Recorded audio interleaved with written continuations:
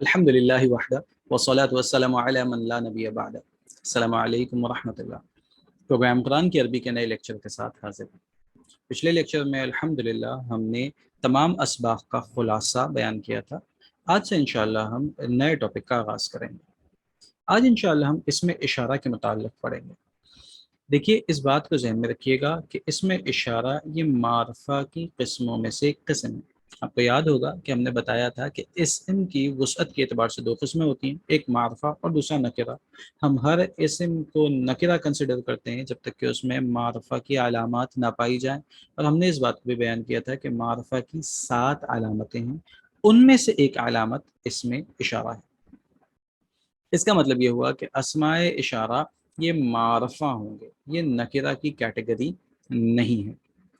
جب آپ نے اس بات کو سمجھ لیا تو اب یہ بھی دیکھیے کہ اسم اشارہ کہتے کس کو۔ دیکھیے، ہر زبان میں کچھ الفاظ ایسے ہوتے ہیں کہ جن کے ذریعے آپ کچھ چیزوں کی جانب اشارہ کرتے ہیں۔ ایسے اسما کو، ایسے الفاظ کو ہم اسم اشارہ کہتے ہیں۔ اگر آپ اردو میں اس کی اگزامپل دیکھیں تو دیکھیے، ہم کہتے ہیں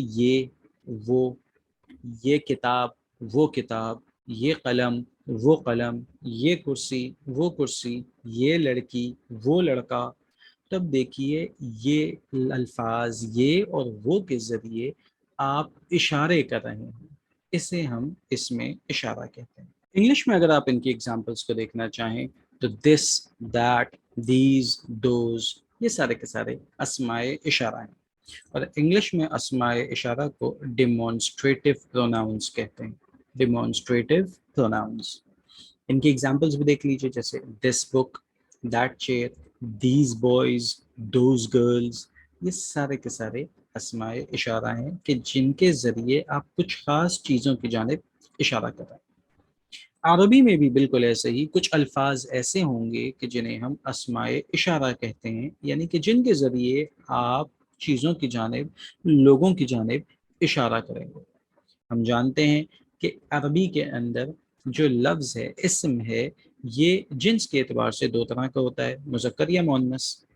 بالکل ایسے ہی جو اسماء اشارہ ہوں گے یہ بھی مذکر کے لیے الگ ہوں گے اور مؤنث کے لیے الگ ہوں گے، یعنی کہ جب کوئی مذکر لفظ استعمال ہوگا تو اس کے لیے جو اسم اشارہ استعمال ہوگا وہ مختلف ہوگا، اور جب کوئی مؤنث لفظ استعمال ہوگا تو اس کے لیے جو اسم اشارہ ہوگا وہ مختلف ہوگا۔ دیکھیے، یہاں پہ اس بات کو ذہن میں رکھیے گا دوبارہ کہ ہم نے کہا اسم اشارہ۔ جب ہم اسم اشارہ کہہ رہے ہیں تو اس کا مطلب یہ ہوا کہ اسم کے لیے چونکہ 4 باتوں کا جاننا ضروری ہوتا ہے، بالکل ایسے ہی اسماء اشارہ میں بھی ان 4 باتوں کا جاننا ضروری ہوگا۔ پہلی بات تو ہمیں پتہ چل گئی، وہ یہ کہ اسماء اشارہ معرفہ ہوا کرتے ہیں، لہٰذا اسم اشارہ کو ہم کبھی بھی نکرہ نہیں کہیں گے بلکہ معرفہ کہیں گے۔ تو اسم اشارہ ایک چیز معرفہ ہوا کرتا ہے۔ دوسرا، عدد کے اعتبار سے ہم اسے دیکھیں گے، ہم اسے اعراب کے اعتبار سے بھی دیکھیں گے، اور ساتھ ہی ساتھ جنس کے اعتبار سے بھی جاننے کی کوشش کریں گے۔ نوٹ کے طور پہ اس بات کو سمجھ لیجئے، جان لیجئے کہ اسماء اشارہ یہ اگرچہ کہ تینوں حالتوں میں پائے جاتے ہیں، یعنی کہ حالت رفعی، حالت نصبی اور حالت جری، لیکن اس وقت ہم صرف حالت رفعی کے اسماء اشارہ کو پڑھ رہے ہیں، حالت رفعی کے اسماء اشارہ کو پڑھ رہے ہیں۔ اب دیکھیے، جن چیزوں کی جانب ہم اشارہ کر رہے ہیں وہ یا تو ہمارے قریب ہوں گی یا ہم سے دور ہوں گی۔ مثال کے طور پہ میں کہتا ہوں یہ کتاب، تو اس کا مطلب ہے کہ یہ جو کتاب موجود ہے یہ میرے قریب ہے، اسی لیے میں نے لفظ یہ کا استعمال کیا۔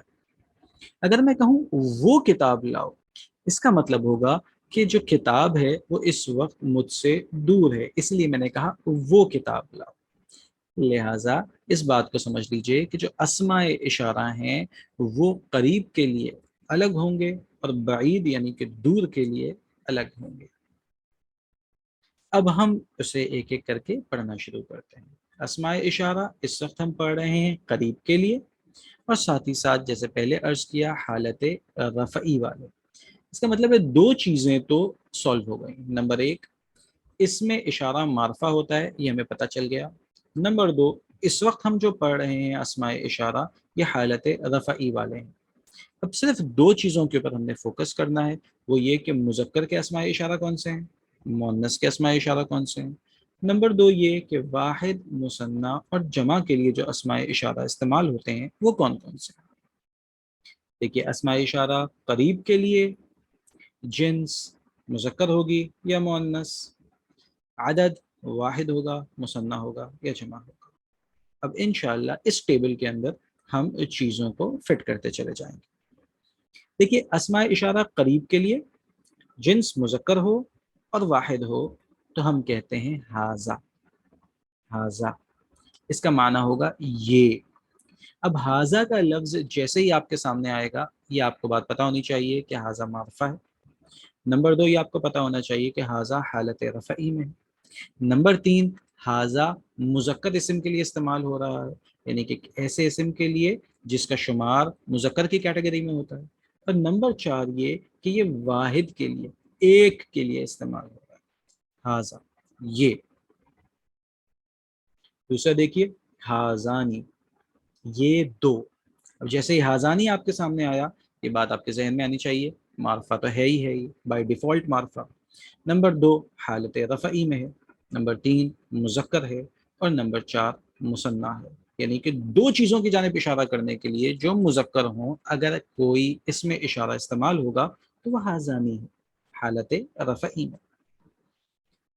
तीसरा देखिए, हाउला ये सब मुज़क्कर, जमा, मारफा, हालत रफ़ई। मुअन्नस के लिए देखते हैं, हाज़िही ये। अब देखिए तर्जमा यही है, लेकिन जो ही हाज़िही इस्तेमाल हो रहा है तो हम इस बात को समझ गए कि ये मुअन्नस के लिए, मुअन्नस लफ्ज़ के लिए इस्तेमाल हो रहा है, ये वाहिद के लिए इस्तेमाल हो रहा है। हाज़िही इसमें इशारा है, लिहाजा मारफा है, और साथ ही साथ ये हालत रफ़ई में।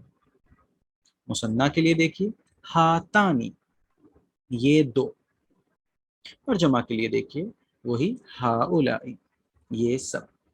अब मुज़क्कर मुअन्नस दोनों के लिए जमा की कैटेगरी के अंदर हाउलाई इस्तेमाल हो रहा है, तो परेशान नहीं होना, हमें कॉन्टेक्स्ट बता देगा कि यहाँ पे पीछे जो जिक्र हो रहा है वो मुज़क्कर का हो रहा है या मुअन्नस का हो रहा है, या जो बात आगे आ रही है वो मुज़क्कर के मुताल्लिक़ है या मुअन्नस के मुताल्लिक़ है।